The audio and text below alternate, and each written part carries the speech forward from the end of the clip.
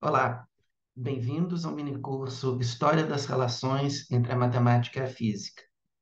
Este minicurso faz parte do evento Diálogo sobre História, que é promovido pelo Departamento de História da Universidade Federal do Paraná. Meu nome é Ronaldo Neves, eu sou professor da Universidade Tecnológica Federal do Paraná e trabalho no campus de Cornélio Procópio. Eu sou físico e minha área de especialização, na qual eu fiz meu doutorado, em gravitação e cosmologia. Nesta edição deste evento, eu estou tendo a oportunidade, que muito me honra, de apresentar dois minicursos. Além deste, né, de História das Relações entre a Matemática e a Física, o outro tem o título História do Universo e de Suas Concepções, em que eu abordo como a nossa percepção sobre o universo foi evoluindo ao longo da história. Então, é um minicurso que foca mais na questão da cosmologia. Talvez tenha pessoas interessadas em assistir os dois minicursos. Ah, Estão convidados a fazer isso, claro, quem tiver interesse. Mas eu quero só fazer uma observação que ah, os dois minicursos são diferentes, mas têm alguns pontos de contato. Em ambos os casos, nós vamos percorrer ah, um longo trajeto ao longo da história, e alguns personagens são comuns a ambos os trajetos. Só para dar um exemplo bem claro, em ambos os minicursos eu falo alguma coisa sobre Isaac Newton. Obviamente, a obra de Newton é extremamente importante, e para os dois contextos. Foi extremamente importante para a nossa compreensão do universo e é também um capítulo interessante e importante das relações entre a matemática e a física. Então, fica essa observação para quem tiver interesse em assistir os dois minicursos, que tenha um pouco de paciência se com os momentos em que houver alguma sobreposição entre os dois cursos. Mas o ponto de vista entre eles é diferente. Um está bem mais focado na questão da cosmologia, da nossa visão do universo, e este aqui está bem mais focado na questão mais específica da relação entre essas duas ciências, a matemática e a física. Então, neste minicurso, eu vou falar sobre, neste vídeo, eu vou falar sobre a proposta do minicurso, né, e como que ele está estruturado. Então, nós vamos percorrer um trajeto aí desde a Antiguidade Clássica até o mundo contemporâneo, até os séculos 20 e 21. Lá na Antiguidade Clássica, nós vamos falar principalmente do mundo grego, porque é onde aconteceram as coisas mais interessantes. Depois nós vamos dar um salto para o século XVII, no momento que acontece uma grande revolução científica. E então, na segunda aula, nós vamos falar sobre os séculos XVII e XVIII, que giram em torno da formulação da mecânica newtoniana.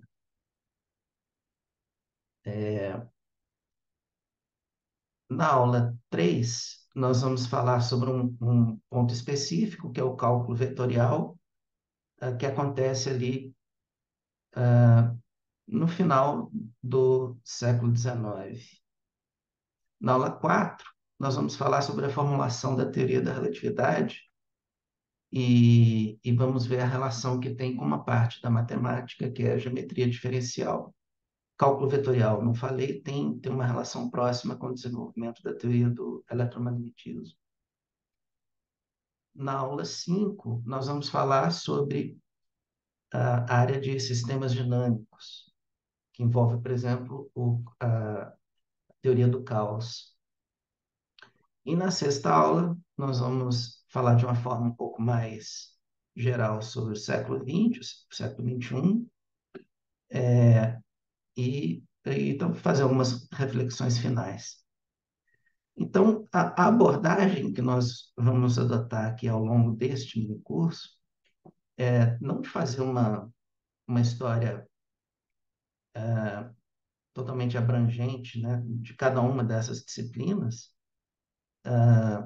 mas nós vamos pensar, né, momentos importantes ao longo ao longo do tempo,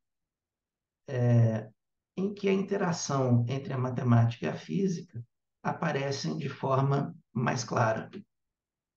Então, nós vamos percorrer, nós vamos examinar as relações entre essas duas ciências através de vários exemplos históricos. Essa a ideia principal. Então, nós vamos começar com uma introdução, vamos examinar uma série de exemplos históricos em que as duas ciências mostram alguma interrelação, e no final nós voltamos a fazer alguma reflexão a respeito da relação entre as duas e ver o que nós podemos aprender, né? Talvez tendo examinado esses exemplos ao longo da história. Então, essa é a ideia básica. Então, o minicurso está dividido em 6 vídeos, né? Seguindo esse esquema que está aí. Bom, com isso, vamos então agora já entrar no primeiro tópico. O primeiro tópico desse vídeo, vamos começar. Bom, nós vamos falar sobre a antiguidade clássica, né? Vamos falar sobre coisas que aconteceram né, somente entre os gregos, mas vamos começar com uma introdução um pouco mais geral. Eu vou começar aqui com um pensamento do Eugène Wigner, um físico do século XX, físico importante. Ele ganhou o Prêmio Nobel em 1963 pelas contribuições dele para a área da física de partículas. Em 1960, ele publicou um artigo que ficou famoso, que tem o título A Irrazoável Efetividade da Matemática nas Ciências Naturais. Então, o texto não é particularmente longo, mas também não é assim tão curto, ele aborda várias questões. Eu não vou comentar sobre o texto inteiro, eu vou pensar uma única frase desse artigo do Wigner, que ele diz assim: o milagre da adequação da linguagem da matemática para a formulação das leis da física é uma maravilhosa dádiva que nós não entendemos nem merecemos. Então, isso coloca aí a questão que, de alguma forma, nós vamos estar abordando o tempo todo através dos exemplos históricos que eu escolhi. Né, realmente, por que a linguagem da matemática funciona tão bem como uma linguagem para a física? Bom, na verdade, o porquê disso não é nem um pouco claro, né?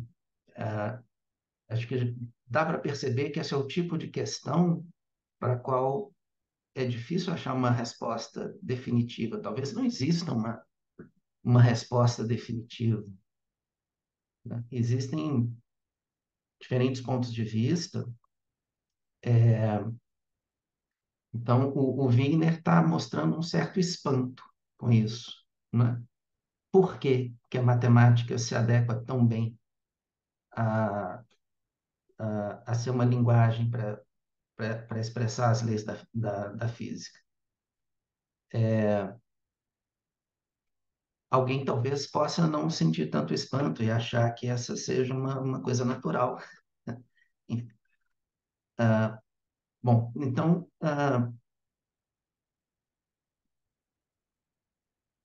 mais adiante, né, lá na última aula, a gente pode, depois de passar ah, por uma análise, ou pelo menos por uma exploração de vários momentos ao longo da história, que exibem essa relação entre uma ciência e outra, aí a gente volta a pensar sobre essa questão, ver se conseguimos articular alguma coisa. Mas acho que já dá para perceber que resposta definitiva realmente não existe, né?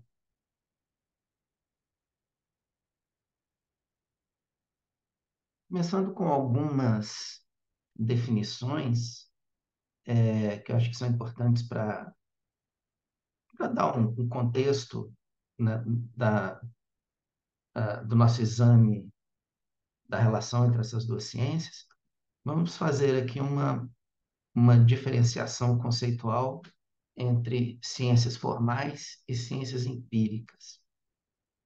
As ciências formais estudam estruturas abstratas descritas por sistemas formais, e as principais são, basicamente, a lógica e a matemática. Já as ciências empíricas usam métodos empíricos de observação e experimentação para descrever e explicar aspectos do mundo. Corresponde às ciências naturais e ciências sociais, física, química, biologia, sociologia, etc.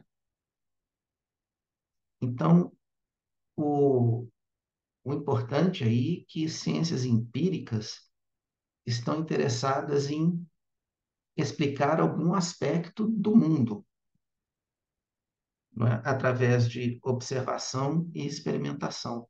O objeto de estudo é o mundo. Já as ciências formais, elas têm o objeto de estudo das ciências formais é uma estrutura abstrata. Não é o mundo em si, é como se fosse um mundo próprio, não é? É difícil descrever sem usar esses termos, né? Mas eu acho que dá uma ideia aí, né? Estruturas abstratas descritas por sistemas formais. Então, o que acontece é que as ciências empíricas podem utilizar, e certamente utilizam, ferramentas das ciências formais, ou melhor, conceitos, né, das ciências formais, como ferramentas, como instrumentos para fazer uh, uma, uma, uma, uma exploração do mundo. Então, é o que eu estava colocando antes, ou o que o próprio Wigner colocou, no caso específico da física, que utiliza a matemática como uma linguagem para descrever coisas no mundo. Mas acho que fica claro aí que os objetos de estudo são de natureza diferente, né? As ciências empíricas querem entender o mundo. As ciências formais têm o seu mundo próprio, de certa forma, que é formado por estruturas abstratas e que não tem necessariamente uma relação, nenhum tipo de relação direta com o mundo real. Então, acho que essa é uma distinção importante. Se a gente entrar um pouco mais de detalhes aí, né, o que é a matemática e o que é a física, eu vou dar aqui uma introdução, uma definição da Wikipédia. A Wikipédia não é uma fonte muito rigorosa, não é a melhor fonte para ser usada num contexto acadêmico, mas no nível que nós estamos apresentando aqui, tem uma clareza suficiente que nos serve bem. E, na verdade, um rigor excessivo aqui seria até, talvez até contraproducente. Então, diz lá, o que é matemática? Matemática é uma área do conhecimento que inclui os tópicos de números, fórmulas e estruturas relacionadas, formas e os espaços em que estão contidos e quantidades e suas mudanças.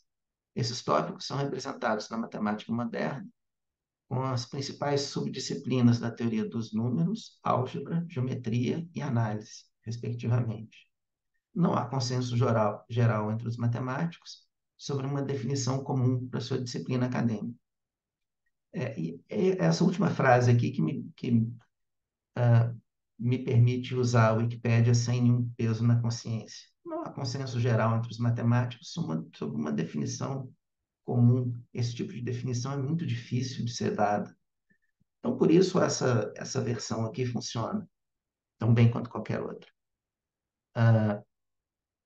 Então, não é o caso aqui de analisar com muito rigor se essa definição é correta ou não, mas é para dar uma ideia do que a matemática trata, né? Trata de números, de formas, de espaços, né? De quantidades e suas variações,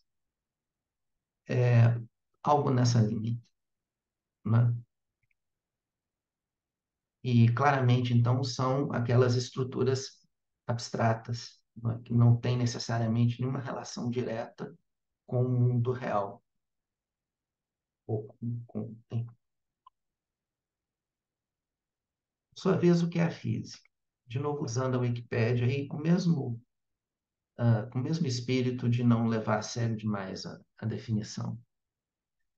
Diz lá, a física é uma ciência natural da matéria, envolvendo o estudo da matéria, de seus constituintes fundamentais, do seu movimento, do seu comportamento através do espaço e do tempo, assim como das entidades relacionadas de energia e força. A física é uma das disciplinas científicas mais fundamentais, com o objetivo principal de entender como o universo se comporta. Como físico, eu vejo talvez com mais clareza algumas fraquezas dessa definição do que a da matemática, mas não me incomoda muito. De fato, a física estuda coisas que envolvem matéria, energia, força, também outras coisas, né? Uma série de conceitos na física, por exemplo, o conceito de campo, um conceito importante hoje na física, mas vai lá, envolvem espaço, tempo. Então, ok, são coisas, o importante aí é que são coisas do mundo, né? Em especial, a física é uma disciplina que procura descrever as leis que são provavelmente as leis mais fundamentais da natureza. Então, no sentido de que, por exemplo, a química, em tese, não que isso seja fácil de ser explicado em todos os detalhes, mas em tese, as leis da química são explicáveis em termos das leis da física, que são mais fundamentais. Por sua vez, as leis ou pelo menos os fenômenos da biologia, podem ser explicados através da química e da física, né? É possível colocar numa certa hierarquia, né? Dadas que as diferentes disciplinas científicas todas tentam entender o mundo, há uma certa hierarquia e de todas essas ciências, a física é aquela que trabalha com as leis mais fundamentais.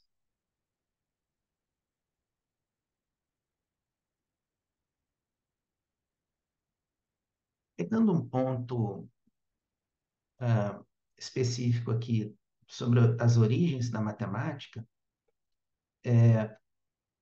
ela tem uma origem bem antiga, certamente pré-histórica.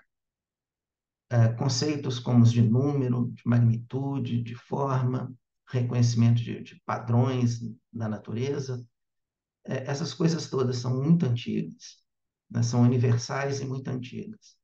na verdade, são tão universais e tão antigos que esses conceitos, na verdade, estão presentes na cognição de outros animais. Não com todo o grau de sofisticação, de abstração que nós temos, né? Mas outros animais também têm lá alguma noção de número, ou pelo menos de poucas quantidades, a diferença entre talvez um e dois, ou entre poucos e muito, pouco e muitos, né? Uma pequena quantidade, uma grande quantidade de alguma coisa, né? O reconhecimento de padrões, coisas que fazem parte do âmbito de interesse da matemática, estão presentes também na cognição de outros animais. Então, nesse sentido, tem pelo menos não a matemática como ciência, obviamente, mas alguns elementos que são essenciais aí para o desenvolvimento da matemática, na verdade, até antecedem o próprio ser humano. Né? Vale a pena ter isso em mente também. Ah, uma, uma outra coisa também que vale a pena ter em mente é que o desenvolvimento da matemática nas ciências antigas sempre teve também algum tipo de interesse pragmático. Então, nas grandes civilizações antigas, né, como o Egito, na Mesopotâmia, na Índia, na China, a matemática se desenvolveu até certo ponto, mas era impulsionada ah, por necessidades práticas. Então, por exemplo, a necessidade de medir áreas de terrenos sujeitos a inundações periódicas e questões de contabilidade nas transações econômicas. Só para dar dois exemplos. No caso do Egito, é, a, o Nilo, né, o rio Nilo, provocava periodicamente um alagamento, né, que inundava o terreno em torno. Então, tinha uma certa importância deles conseguirem ter uma noção de qual a área que estava sendo inundada, porque isso tinha implicações na, na agricultura, etc. Então, ah, havia um interesse prático. Questões de engenharia também, por exemplo, para construir as pirâmides, né, e outras coisas, tem alguns cálculos que precisam ser feitos. Você não consegue fazer uma pirâmide feita as grandes pirâmides de Gizé, só com base na tentativa e erro. A tentativa e erro é importante, mas certamente teve alguns aspectos ali que tem que ter algum cálculozinho envolvido.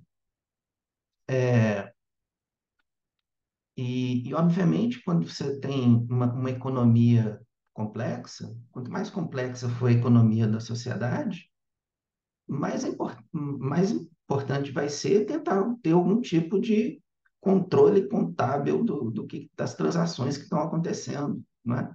E essas coisas todas exigem algum tipo de matemática. Então, a matemática tem esse caráter abstrato, mas desde o início ela sempre teve lá também o seu desenvolvimento atrelado a necessidades práticas. Isso não é completamente, uma coisa não é completamente descasada da outra. Na verdade, esse aspecto que a gente pode chamar do desenvolvimento da matemática como uma ciência formal, realmente só se consolida mesmo na Grécia Antiga. E um, a figura histórica que geralmente é colocada no início desse processo é Tales de Mileto, que viveu em torno do ano 600 antes da Era Comum. Então, O Tales é a primeira pessoa ah, a quem se acredita que ele tenha provado rigorosamente um teorema matemático. Um teorema matemático é realmente aquela história, né, ah, um desenvolvimento um procedimento formal, né? Você parte de alguns postulados, aí você desenvolve as consequências lógicas, né, desses postulados, né? E uma vez que você faça uma série de passos que sejam logicamente válidos, você chega no resultado final. Com isso, você tem uma dedução rigorosa, uma prova rigorosa desse resultado. Então, isso é um teorema. Então, esse teorema, né, a demonstração de um teorema, é o que dá realmente um caráter formal à matemática. E isso realmente surgiu na Grécia. E é difícil saber exatamente quem foi o primeiro a fazer isso, aquilo. Há muitas incertezas sobre as pessoas que viveram nessa época, mas pelo menos a fama ficou com Tales. É, nas outras civilizações, como o Egito, Mesopotâmia, etc., é, eles não tinham isso. Não havia esse procedimento de provas de teoremas. Na verdade, não havia sequer a compreensão do que é provar um teorema. Eles não tinham essa concepção. Como também não tinham uma concepção clara da diferença entre um resultado exato e um resultado aproximado para alguma coisa. Então, por exemplo, no Egito, ao longo da história, ao longo dos milênios de história do Egito, o conhecimento matemático passou por ondas de desenvolvimento e de regressão, na verdade, porque o que acontecia é que o conhecimento era passado de uma geração para outra com base em alguns exemplos. Era totalmente baseado em exemplos concretos, em conhecimento prático. Então, de uma geração para outra, alguns exemplos podiam se perder e às vezes, o conhecimento regredia. Mas, a partir do momento que você tem esse procedimento supostamente inaugurado pelo Tales, de demonstrar rigorosamente teoremas matemáticos, você começa a fazer uma coisa completamente diferente. Você começa a poder provar cada vez mais teoremas. Uma vez que você provou um teorema, você pode agora usar o resultado desse teorema para provar um segundo. E depois pode usar o resultado do segundo teorema para provar um terceiro. E depois um quarto, depois um quinto. Então, isso gera um crescimento cumulativo do conhecimento matemático, né? Então, esse crescimento cumulativo do conhecimento matemático, que está associado então a essa estrutura matemática do um caráter procedural, né, da matemática como uma série de procedimentos formais relacionada à demonstração de teoremas, é, esse crescimento cumulativo do conhecimento matemático foi uma novidade que surgiu entre os gregos. Nenhuma outra civilização anterior fez isso da mesma forma. Então, a partir daí, a Grécia se destaca. Então, um minuto. Então, o ponto a ser destacado aqui é que a, surge na Grécia, na época de Tales, uma matemática que realmente adquire esse caráter formal e abstrato, certo? Então, é essa coisa que a gente realmente pode associar a uma visão moderna do que a gente tem da ciência da matemática, Isso começa nessa época. E tem, então, um distanciamento das motivações práticas.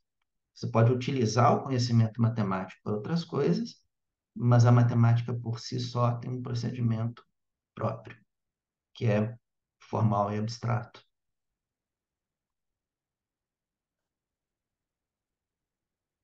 Ah, uma outra figura que merece destaque aqui é o Pitágoras. O Pitágoras, que viveu um pouco depois do Tales, ele fundou uma escola que dava uma importância muito grande à matemática.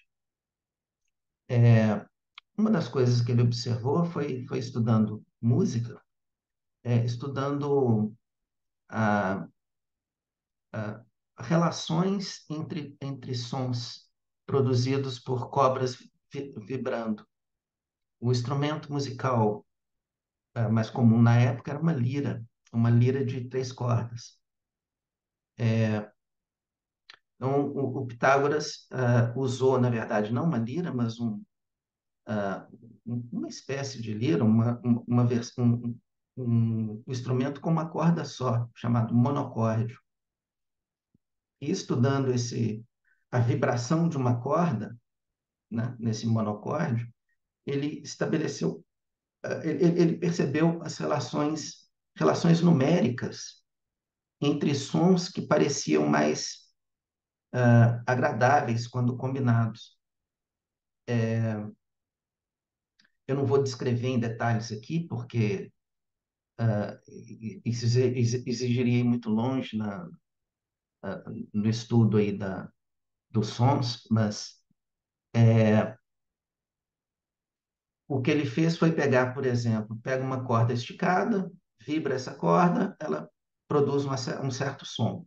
Se você pega agora só a metade dessa mesma corda e, e dedilha só a metade, faz só a metade da corda vibrar, ela vai produzir um outro som. Mas esses dois sons são muito parecidos. Eles são tão parecidos que, na verdade, a gente dá o mesmo nome a eles. Então, digamos, se a gente chamar um desses sons de dó, né, seriam dois dós diferentes, apenas um pouco mais agudo, o outro mais grave. Então, ele encontrou relações entre o tamanho das cordas e o tipo de som que era produzido. E com isso ele acabou descrevendo escalas, a matemática por trás de uma escala musical, chamada escala pitagórica, que acabou sendo a base da música, de toda a tradição musical do Ocidente, com variações, etc., que não é o caso aqui, mas é uma base.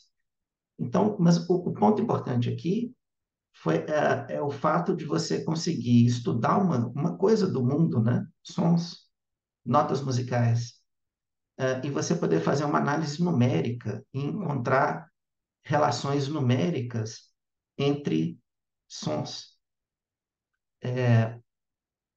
Então, isso acabou inspirando no Pitágoras e, por extensão, toda a escola de pensamento que ele fundou, a ideia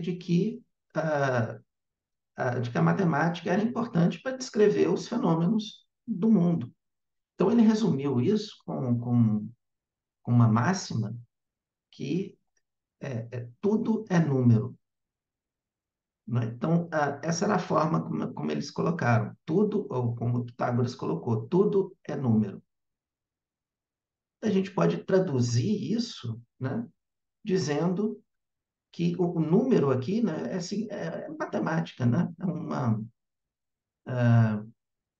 E tudo é natureza, né? É tudo que existe. Então, tudo é número significa que a linguagem necessária para descrever a natureza é matemática, certo? Tudo é número. Então, ah, isso já é uma primeira versão, né, daquele pensamento que vai se refletir lá na frase do Wigner que eu li no início do vídeo. Nós, de certa forma, somos um pouco herdeiros dessa ideia, né, de usar a matemática para descrever as coisas do mundo, certo? Bom, tem uma interpretação mais forte aqui, que tudo é número, que seria uma interpretação ontológica, né, que o mundo é feito de números. Mas a gente não precisa ter uma interpretação tão forte, né? A gente pode interpretar que número é aquilo que a gente precisa para descrever tudo que existe. Quer dizer, a matemática é o que é preciso para descrever a natureza.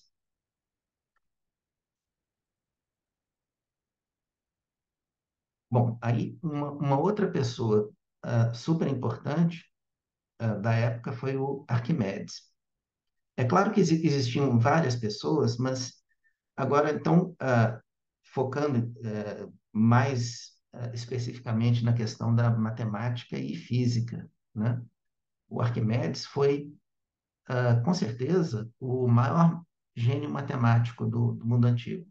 Ele era brilhante. Ele fazia coisas que nenhum contemporâneo dele conseguia fazer do mesmo jeito. E então, ele deu várias contribuições e nós temos a sorte de ter vários textos dele que sobreviveram. Então, tem, por exemplo, um texto que chama Sobre o equilíbrio dos planos, em que ele dá uma demonstração do princípio da alavanca. O princípio da alavanca é esse que está aqui na figura, né? Se a gente tem aqui tipo uma balança, né? Não uma tábua aqui que pode girar em torno do ponto central aqui, né, apoiado num ponto. Se a gente colocar duas massas aqui, né, um em cada lado cada braço da balança, o que equilibra aqui é o produto da massa vezes a distância, né, do centro desse corpo aqui até o ponto de apoio, né? Então a gente precisa multiplicar o valor dessa massa por essa distância aqui, que é o A, e isso tem que ser igual a essa distância aqui, a essa distância B vezes a segunda massa, né? Então, apesar dessa segunda massa aqui ser menor do que essa, do que a primeira, elas se equilibram, porque desde que essa aqui esteja mais longe na proporção correta. Então, esse é o princípio da alavanca. E ficou famosa a frase do Arquimedes, né, que ele disse: dê-me uma alavanca longa o bastante e um ponto de apoio, e eu moverei o mundo, né? Porque se você tiver uma, uma alavanca muito longa, só um pouquinho de força aqui do lado mais longo, você consegue levantar um corpo bem pesado do outro, né? Mas a questão é que esse princípio já era conhecido há bastante tempo, e já havia algumas ideias a respeito, mas o Arquimedes ele deu uma demonstração matemática desse princípio, utilizando um raciocínio geométrico. Então, realmente, ele parte de alguns princípios, claro, ele tem que assumir algumas coisas, então ele assume alguns princípios, e raciocinando logicamente, usando geometria, né, com base nesses princípios. Então, geometria, utilizando já coisas da matemática que estava sendo desenvolvida lá desde a época do Tales, ele dá uma demonstração formal dessa lei. Um conceito fundamental que ele utiliza nessa prova é o de centro de gravidade. Então, ele faz algumas definições, ele usa o conceito de centro de gravidade, parte de alguns princípios e dá uma demonstração disso. Então, essa demonstração desse princípio pelo Arquimedes é o primeiro exemplo que a gente tem de algo desse tipo, né? de uma enunciação e demonstração de um princípio físico, né, com base numa demonstração matemática.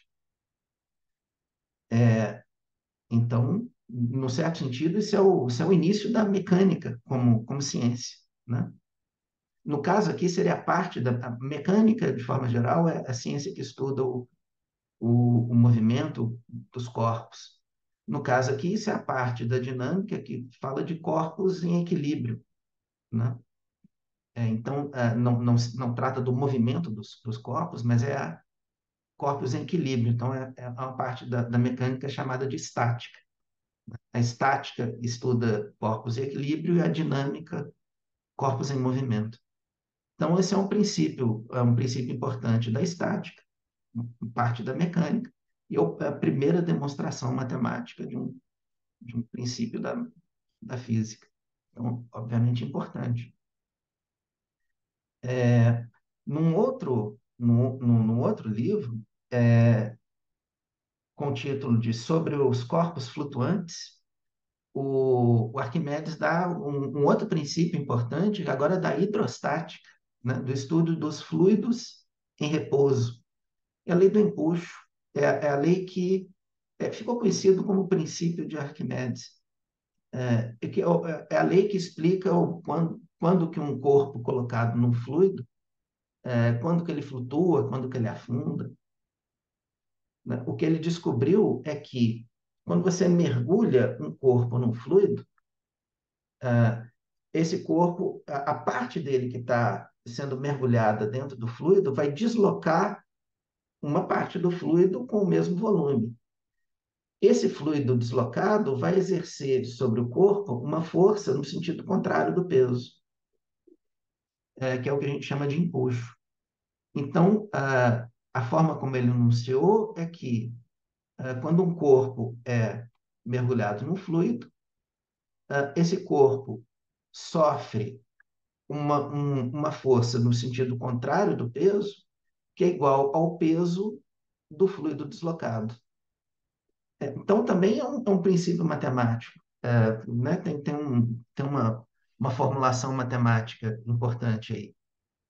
Então, veja, aqui são realmente alguns princípios básicos, né? E já importantes da física. Né? Já é um primeiro exemplo parece né, mecânica moderna. Né? São leis que fazem parte do nosso estudo, do comportamento dos corpos e dos fluidos. Então, é o início realmente da mecânica. Um outro livro dele chama O Contador de Areia.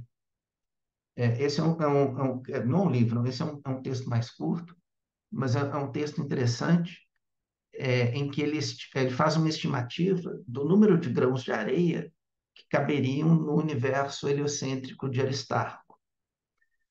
Bom, Aristarco foi o primeiro a propor um modelo de universo, no caso, um modelo planetário, né, com o Sol no centro e não a Terra.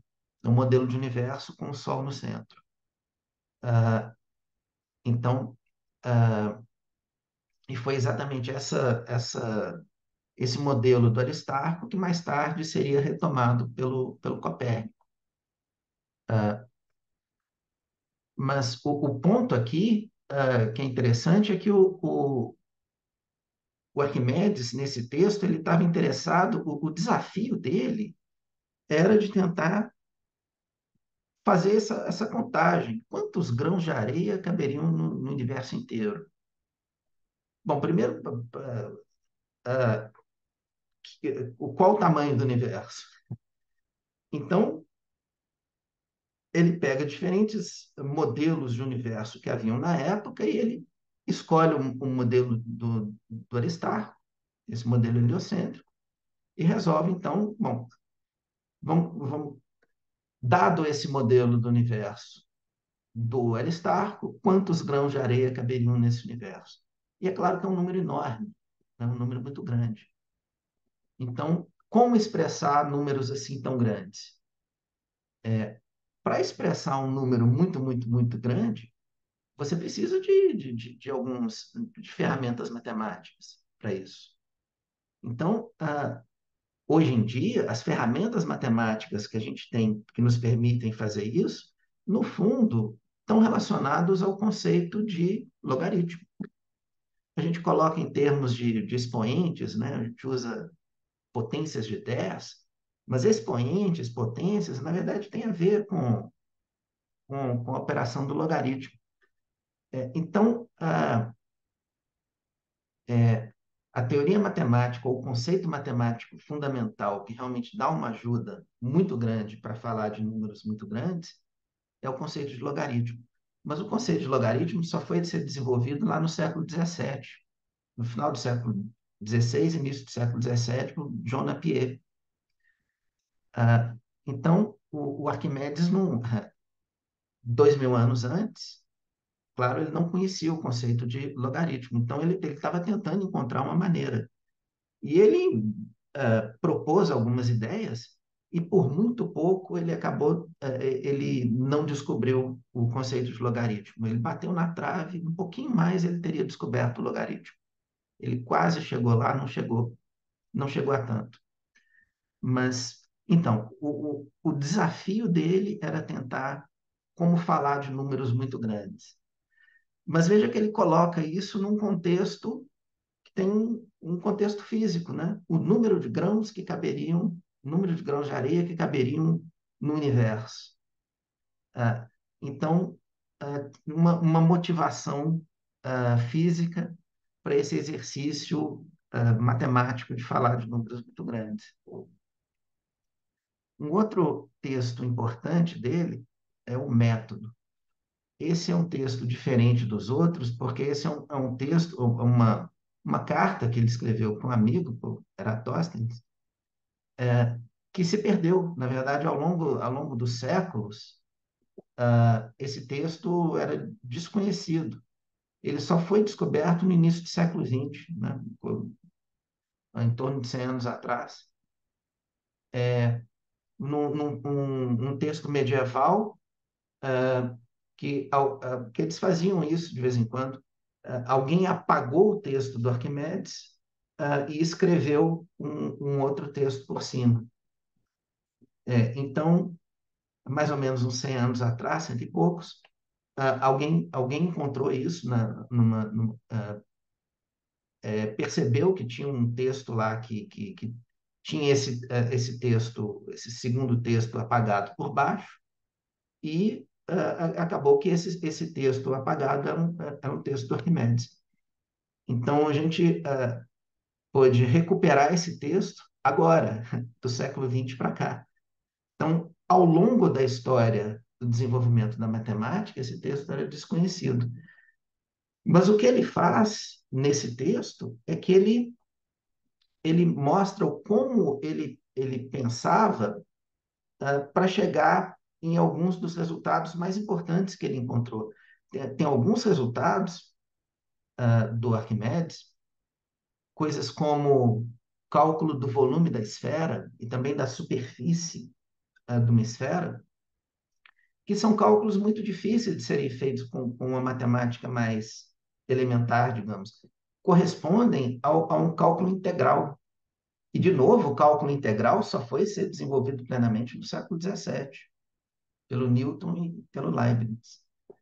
Então, o, o Arquimedes, lá nessa época dele, ele, pelo menos em alguns casos particulares, ele era capaz de fazer um cálculo de uma integral. Ele não tinha uma teoria completa da integração, mas em alguns casos ele conseguia fazer. Mas do jeito que ele escreveu, ele deu os resultados e deu demonstrações de que os resultados eram corretos, mas ele não mostrou o raciocínio que ele fez, que ele seguiu para fazer a descoberta desses resultados. Então, isso é uma coisa que ao longo de toda a história, né, ao longo de vários séculos, ninguém nunca soube como que o Arquimedes pensou para chegar naqueles resultados. E é isso que acaba sendo revelado nesse texto. E o que é revelado é interessante, porque, por exemplo, o caso do volume da esfera. Como que ele encontrou o volume da esfera?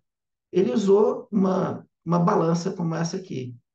Só que ele fez uma coisa seguinte: ele pega umas figuras geométricas, um cone, um cilindro e uma esfera, com proporções conhecidas. Imagina que essas figuras sejam feitas de um mesmo material, homogêneo, né? Homogêneo assim, né? Então, com uma densidade de massa constante, né? Então, o que ele pensou é o seguinte: vamos fatiar essas figuras, as três figuras, um cone, o cilindro e a esfera. Fatia essas figuras, aí pega as fatias e vai de pendurando em certas posições aí nos dois lados da balança. E conhecendo algumas relações entre as fatias, ele conseguiu descobrir onde que ele tinha que pendurar as fatias para que a coisa toda se equilibrasse. E uma vez sabendo onde que ele tinha que colocar as fatias para as coisas se equilibrarem, como ele conhecia algumas coisas sobre o cone e o cilindro, esse raciocínio todo deu a ele resultados sobre a esfera. Então, ele encontrou, assim, o volume da esfera e encontrou a superfície da esfera. Um feito realmente notável. Isso que ele fez, então, você consegue mostrar que é equivalente a uma integração. Mas veja que ele se baseia muito numa intuição física, não é? Quer dizer, é uma demonstração matemática, mas em que ele pensa em figuras como sendo constituídas de algum material homogêneo, né, que está de pendurando na balança, né? Quer dizer, então ele está usando o princípio da alavanca. Então, na intuição dele aí, tem uma mistura de física e matemática, digamos assim, né? A demonstração que ele deu desses resultados e que ficaram conhecidas eram demonstrações puramente abstratas, rigorosamente matemáticas.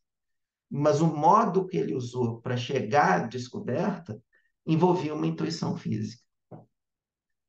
Então, uma coisa interessante de ser observada, né? Realmente um sujeito extraordinário, Arquimedes. Não são muitas as pessoas sobre as quais a gente pode dizer que o sujeito estava 2.000 anos à frente do seu tempo. No caso do Arquimedes, ele fez várias coisas que o resto do mundo teve que esperar 2.000 anos para chegar onde ele estava, né? Essa é uma delas. Bom, uh, aí os últimos personagens sobre os quais eu vou falar aqui, lá entre os gregos, são Apolônio, Hiparco e o Ptolomeu. Todos esses são astrônomos, né? O Apolônio e o Hiparco um pouco mais antigos, Ptolomeu já da época do Império Romano, né? Mas todos eles, principalmente astrônomos. Então, astrônomos e matemáticos, né? Então, eles tinham um interesse em geometria, mas fortemente motivados pela astronomia. Então, Bambu e Parco fez, né, observações astronômicas muito rigorosas. Por exemplo, ele descobriu a precessão dos equinócios. Só para dizer o que é isso, o, o Sol cruza 2 vezes por ano o chamado Equador Celeste. O Equador Celeste, você tem o Equador da Terra, né? Pega esse Equador da Terra e projeta no céu. Esse é o Equador Celeste. Em 2 momentos ao longo do ano, o Sol cruza esse Equador Celeste. Então, esses são os pontos dos equinócios. Mas esses equinócios não são pontos, então são pontos que você consegue determinar no céu. Mas esses pontos não são fixos. De ano a ano, eles mudam um pouquinho, eles têm um certo movimento, que é então chamado da precessão dos equinócios. Então, é uma coisa já muito delicada, né, de ser observada. E o Hipparco foi capaz de perceber isso com uma precisão, porque ele já era capaz de fazer observações com uma precisão muito grande. Mas essa precisão das observações já necessita de algumas ferramentas matemáticas que estão sendo, de alguma forma, utilizadas, às vezes de maneira implícita. Então, um ponto fundamental aqui é o uso do conceito de corda, corda de um ângulo, que é o que a gente pode dizer que constitui os rudimentos da trigonometria. Então, vou dar, tem essa figura aqui, mas aqui a gente tem esse ângulo aqui, um ângulo alfa, né? Imagina que aqui a gente tem esse círculo aqui, é um círculo de raio 1. Então, se esse aqui é o ângulo alfa, a corda desse ângulo alfa é esse segmento inteiro aqui, ele vai de um ponto do círculo ao outro. Hoje em dia, nós temos uma função na trigonometria que é parecida com essa, mas não é igual. É o seno. Se a gente pega metade desse ângulo alfa, então esse ângulo alfa sobre 2 aqui, esse segmento aqui é o seno desse ângulo, do alfa, da metade de alfa, certo? Do alfa sobre 2. Então, mas veja então que esse seno aqui é metade da corda de alfa, certo? Ou seja, o seno de alfa sobre 2 é a metade da corda de alfa. Então, tem uma relação entre a nossa função moderna, seno, e esse conceito mais antigo da corda. Mas a questão aqui, por que isso é importante? Porque isso é uma coisa que permite fazer uma relação entre distâncias e ângulos, né? É o tipo da coisa que a trigonometria nos permite fazer relação entre ângulos e distâncias. Agora, se você está observando o céu, o que a gente observa mesmo?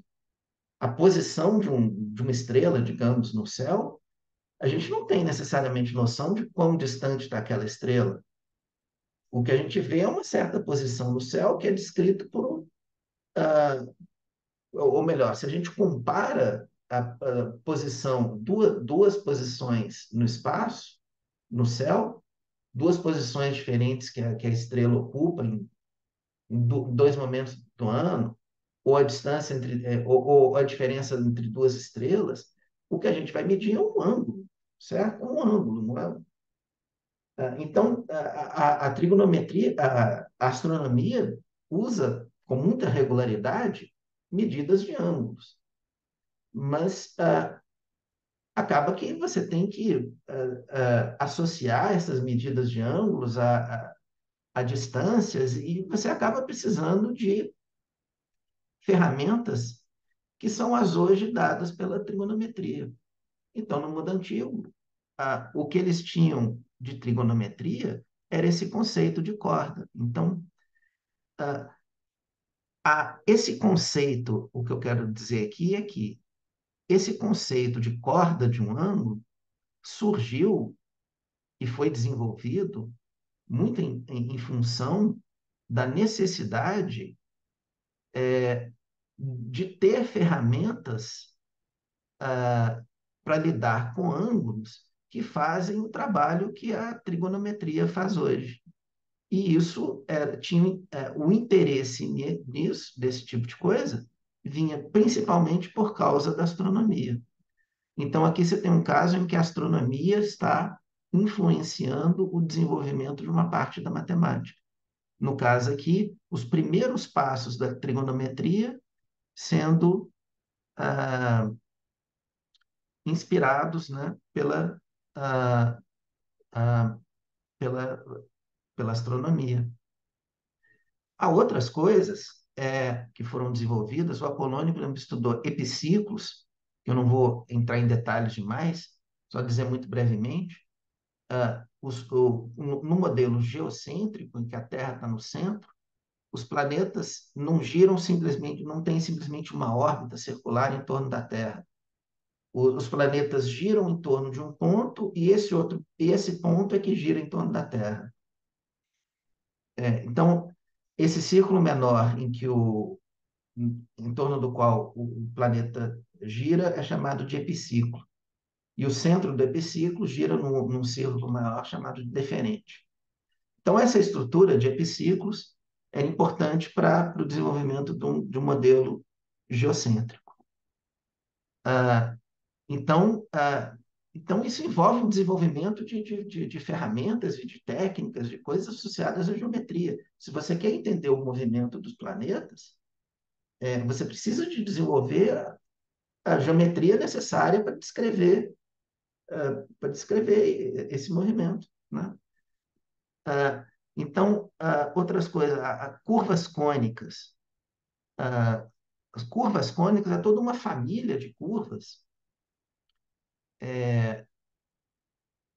que estão relacionadas com a figura do cone, né? Mas o círculo faz parte dessa família, mas além do círculo, você tem as elipses, parábolas e hipérboles.